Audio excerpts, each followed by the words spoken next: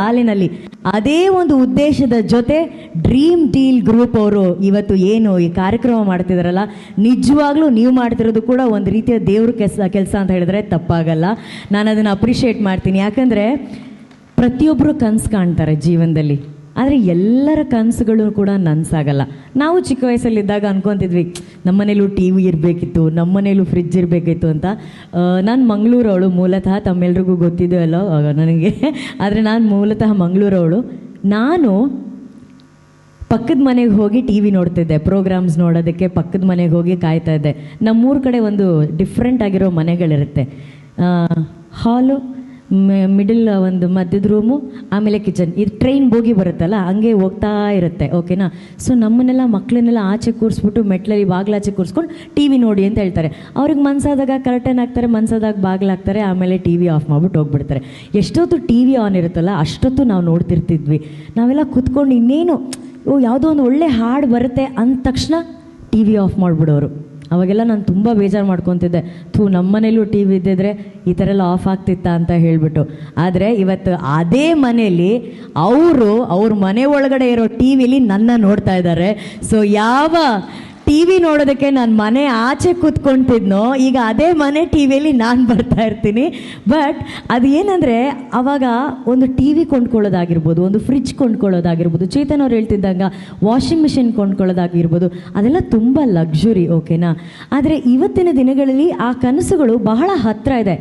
ಆದರೂ ಕೂಡ ನಮಗೆಲ್ಲ ಎಷ್ಟೋ ಸಲ ನಮ್ಮ ಕನಸನ್ನು ರೀಚ್ ಔಟ್ ಆಗೋದಕ್ಕೆ ಸಾಕಷ್ಟು ಚಾಲೆಂಜಸ್ ಇರುತ್ತೆ. ಸ್ಟೇಜಲ್ಲಿ ಮಾತಾಡ್ಬೇಕಾದ್ರೆ ಅವರೊಬ್ರು ಹೇಳಿದರು, ತಿಂಗಳು ಎಂಡಲ್ಲಿ ನಮಗೆ ಸಂಬಳ ಸಿಕ್ಕಿದ ತಕ್ಷಣ ಆ ತಿಂಗಳು ಕೊನೆಯಲ್ಲಿ 2,000 ಉಳಿಸಿದ್ರೆ ದೊಡ್ಡ ವಿಷಯ. ಅಂಥದ್ರಲ್ಲಿ ನಮಗೆ ಒಂದಿಷ್ಟು ಒಳ್ಳೆ ಡೀಲನ್ನು ಡ್ರೀಮ್ ಡೀಲ್ ಕಂಪ್ನಿಯವ್ರು ಕೊಡ್ತಿದ್ದಾರೆ, ಆ ಗ್ರೂಪ್ ಅವ್ರು ಕೊಡ್ತಾ ಇದ್ದಾರೆ. ನೀವು ಇಷ್ಟಪಟ್ಟಂಥ ಟಿ ವಿ ಆಗಿರ್ಬೋದು, ಫರ್ನಿಚರ್ಸ್ ಆಗಿರ್ಬೋದು, ಅಥವಾ ಎನಿ ಎಲೆಕ್ಟ್ರಾನಿಕ್ ಐಟಮ್ಸ್ ಆಗಿರ್ಬೋದು, ಫರ್ನಿಚರ್ಸ್ ಏನೇ ಆಗಿರ್ಬೋದು, ಕೇವಲ ತಿಂಗಳಿಗೆ 1,000 ರೂಪಾಯಿ ಕಟ್ಟಿದ್ರೆ 24ನೇ ತಿಂಗಳಲ್ಲಿ ಅದು ನಿಮ್ಮ ಮನೇಲಿರುತ್ತೆ. ಇದೆಲ್ಲಕ್ಕಿಂತ ಹೆಚ್ಚಾಗಿ ಆ್ಯಡೆಡ್ ಡಿಸ್ಕೌಂಟ್ 10% ಕೊಡ್ತಾ ಇದ್ದಾರೆ. ಫಸ್ಟ್ ಆಫ್ ಆಲ್ ಕಡಿಮೆ ಕ್ರಯದಲ್ಲಿ ಕೊಡ್ತಿದ್ದಾರೆ, ಪ್ಲಸ್ 10% ಡಿಸ್ಕೌಂಟ್ ಕೊಡ್ತಾ ಇದ್ದಾರೆ. ಆ್ಯಂಡ್ ಎವ್ರಿ ಮಂತ್ ನಿಮಗೆ ಕೂಪನ್ ಕೊಡ್ತಿದ್ದಾರೆ ಅದನ್ನು ಶಾಪಿಂಗ್ ಮಾಡೋದಕ್ಕೆ.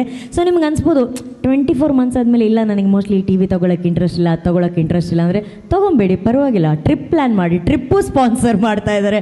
ಅಂದರೆ ನೀವು ಅಲ್ಲಿ ಇನ್ವೆಸ್ಟ್ ಮಾಡುವಂಥ ಹಣವನ್ನು ಅಷ್ಟು ಪೂರ್ಣ ಪ್ರಮಾಣದಲ್ಲಿ ಗೌರವದಿಂದ ನಿಮಗೆ ಕೊಡ್ತಾ ಇದ್ದಾರೆ. ನಾನು ಚೇತನ್ ಅವರು ಮಾತಾಡಬೇಕಾದ್ರೆ ಒಂದಷ್ಟು ವಿಷಯಗಳನ್ನು ಹೇಳಿದ್ರು. ಆಮೇಲೆ ಇಲ್ಲಿ ಕೂತ್ಕೊಂಡು ನೋಡಿದೆ, ಚೇತನ್ಗೆ ಹೇಳ್ತಾನೆ, ನೀವೇ ಎಲ್ಲರೂ ಎಲ್ಲ ವಿಷಯ ಹೇಳ್ಬಿಟ್ಟಿದ್ದೀರಾ ಚೇತನ್, ಇನ್ನು ನನಗೇನು ಉಳಿಸಿದ್ದೀರಾ ಅಂತ. ಬಟ್ ಚೇತನ್ ಒಂದು ಒಳ್ಳೆ ವಿಷಯ ಹೇಳಿದ್ರು, ಮ್ಯಾಮ್ ನಾವು ಕಾರ್ಯಕ್ರಮದ ಮೂಲಕ ಆಗಿರ್ಬೋದು, ನಮ್ಮ ಸಂಸ್ಥೆಯ ಮೂಲಕ ನೀವು ದುಡ್ಡು ಹಾಕಿ ನಾವು ಈ ದುಡ್ಡನ್ನ ಡಬಲ್ ಮಾಡ್ತೀವಿ ಅಂತ ಹೇಳ್ತಿಲ್ಲ, ಅಥವಾ ನೀವು 10 ಜನನ ಕರ್ಕೊಂಬಂದ್ರೆ 20 ಜನನ ಕರ್ಕೊಂಬಂದ್ರೆ ಎಷ್ಟು ದುಡ್ಡು ಕೊಡ್ತೀವಿ ಅಂತ ಯಾವ ಚೈನ್ ಸಿಸ್ಟಮ್ ಇರುವಂಥ ಕಾರ್ಯಕ್ರಮಗಳನ್ನ ನಾವು ಮಾಡ್ತಾ ಇಲ್ಲ. ಇಟ್ಸ್ ವೆರಿ ವೆರಿ ಟ್ರಾನ್ಸ್ಪರೆಂಟ್ ಅಂತ ಹೇಳಿ. ಸೊ ಆ ಉದ್ದೇಶ ನನಗೆ ಬಹಳ ಬಹಳ ಬಹಳ ಇಷ್ಟ ಆಯಿತು. ಸೊ ನನ್ನ ಕಡೆಯಿಂದ ಒಂದು ದೊಡ್ಡ, ನನ್ನ ಸ್ಟೈಲಲ್ಲಿ ಹೇಳೋದಾದ್ರೆ ಒಂದು ದೊಡ್ಡ ಚಪ್ಪಾಳೆ. ಇವತ್ತಿಗೆ ಅವರು 27 ಬ್ರಾಂಚಸ್ನ ಓಪನ್ ಮಾಡಿದ್ದಾರೆ, ಇನ್ನು ಎಲ್ಲ ಕಡೆ ಶೋರೂಮ್ಸ್ನ ಓಪನ್ ಮಾಡ್ತಾ ಇದ್ದಾರೆ. ಸೊ ನಾನು ಕೇಳ್ತಾ ಇದ್ದೆ, ಇದಲ್ಲದೆ ನೀವು ಇವಾಗ ಲಕ್ಕಿ ಡಿಪ್ ಏನು ಮಾಡ್ತಾರೆ, ಅದರಲ್ಲಿ ದೊಡ್ಡ ದೊಡ್ಡ ಗಿಫ್ಟ್ಗಳಿರುತ್ತೆ. ಸೊ ಗಿಫ್ಟ್ ಅಂದ ತಕ್ಷಣ ನಿಮ್ಮೆಲ್ರಿಗೂ ಗೊತ್ತಿರುತ್ತೆ, ನಮ್ಮ ಕಾರ್ಯಕ್ರಮಗಳಲ್ಲಿ, ನಮ್ಮ ರಿಯಾಲಿಟಿ ಶೋಗಳಲ್ಲಿ ಅವ್ರು ಅಷ್ಟು ಲಕ್ಷ ಗೆದ್ದರು, ಇವ್ರು ಇಷ್ಟು ಲಕ್ಷ ಗೆದ್ದರು ಅಂತ ನಾವೆಲ್ಲರೂ ಹೇಳ್ತೀವಿ. ಲಕ್ಷ ಗೆಲ್ಲೋದು ಇಂಪಾರ್ಟೆಂಟ್ ಅಲ್ಲ, ಲಕ್ಷ ತೊಗೊಬೇಕಾದ್ರೆ ಎಷ್ಟು % GST ಕೊಡ್ತೀವಿ ಅನ್ನೋದು ಬಹಳ ಇಂಪಾರ್ಟೆಂಟು. ಸೊ ಅಲ್ಲೂ ಕೂಡ ನಾವು ಟ್ಯಾಕ್ಸ್ ಕಟ್ತೀವಿ. ಅಲ್ಲೂ ಕೂಡ ನಮ್ಮ ಡ್ರೀಮ್ ಡೀಲ್ ಅವರು ಅದರಲ್ಲಿ 0.5% ಅವರೇ ಕಟ್ತಾ ಇದ್ದಾರೆ. ಅರ್ಧ ಜವಾಬ್ದಾರಿ ಕೂಡ ಅವರೇ ಹಾಕೊಳ್ತಾ ಇದ್ದಾರೆ. 10,000ಕ್ಕಿಂತ ಹೆಚ್ಚಿನ ಬೆಲೆ ಬಾಳುವಂಥ ಗಿಫ್ಟ್ ಏನಾದರೂ ನಿಮಗೆ ಅದರಲ್ಲಿ ಸಿಕ್ಕಿದ್ದಲ್ಲಿ, ಸೊ ಅದರ ಒಂದು 0.5% GST ಅಥವಾ ಟ್ಯಾಕ್ಸ್ ಏನಿದೆ ಅದನ್ನು ನಮ್ಮ ಸಂಸ್ಥೆಯವರೇ ಅವರ ಜವಾಬ್ದಾರಿಯನ್ನು ಹೊತ್ಕೊಂಡಿದ್ದಾರೆ. ಇದಕ್ಕಿಂತ ಗೋಲ್ಡನ್ ಆಫರ್ಸ್ ಇನ್ನೇನೇನು ಬೇಕು. ನಾನು ಇನ್ನೊಂದು ವಿಷಯ ನನಗೆ ಚೇತನ್ ಹೇಳಿದ ನನಗೆ ಬಹಳ ಮನಸ್ಸಿಗೆ ತುಂಬ ಖುಷಿಯಾಯಿತು.